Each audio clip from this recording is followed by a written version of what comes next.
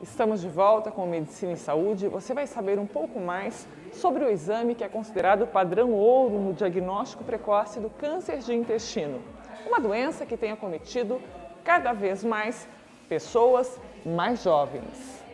Atualmente, o exame mais eficaz e mais indicado é a colonoscopia.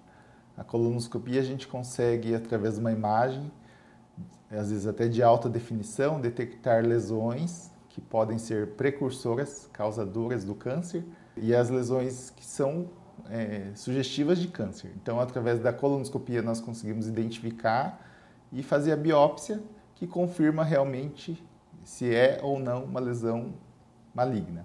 O coloproctologista e cirurgião do aparelho digestivo explica como deve ser o cuidado em alguns casos antes de fazer o exame.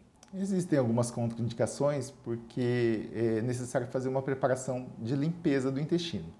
Então, alguns pacientes muito idosos, alguns pacientes com algumas doenças crônicas, como, por exemplo, a insuficiência renal, insuficiência cardíaca, às vezes vão necessitar de uma preparação especial ou até, em alguns casos, são contraindicados. Então, precisa de uma avaliação mesmo de uma enfermeira especialista ou do médico para identificar quais são esses casos e de quem ou não pode fazer esse exame.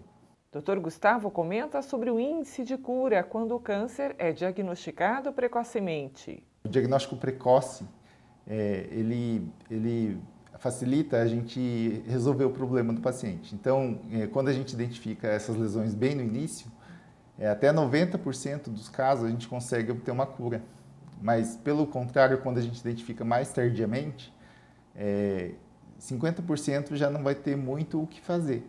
Muitas vezes vão passar por cirurgias, tratamentos mutilantes, né?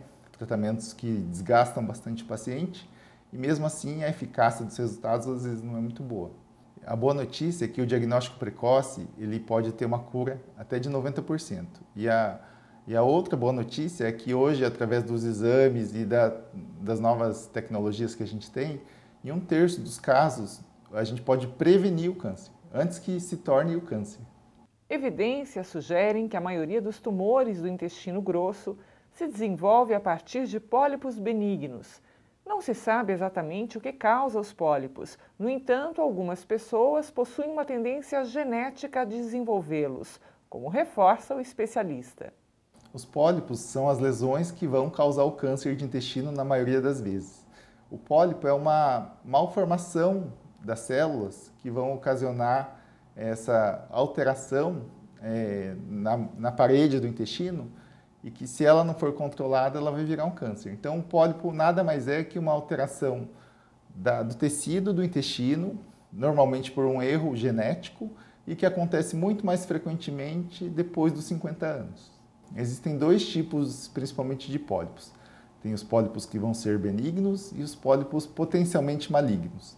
Então, na primeira abordagem, normalmente a gente retira todos os pólipos que a gente encontra, porque a gente precisa saber uma amostragem, qual tipo que eles são, né? Então, através do exame da patologia, através da biópsia, é que a gente consegue definir quais os tipos que são mais perigosos e quais não são. Alguns fatores aumentam o risco de desenvolvimento da doença, como idade acima de 50 anos, história familiar de câncer coloretal, história pessoal, já ter tido câncer de ovário, útero ou mama, além de obesidade e inatividade física.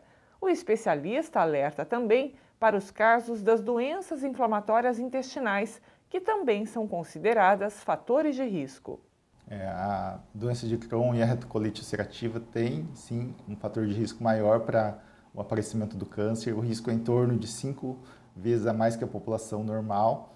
Normalmente acontece após cerca de 8 anos do início da doença, e principalmente nos pacientes que não controlam adequadamente a doença, ou seja, aqueles pacientes que não tomam as medicações adequadamente e mantêm um quadro inflamatório por muito tempo, isso favorece o aparecimento do câncer.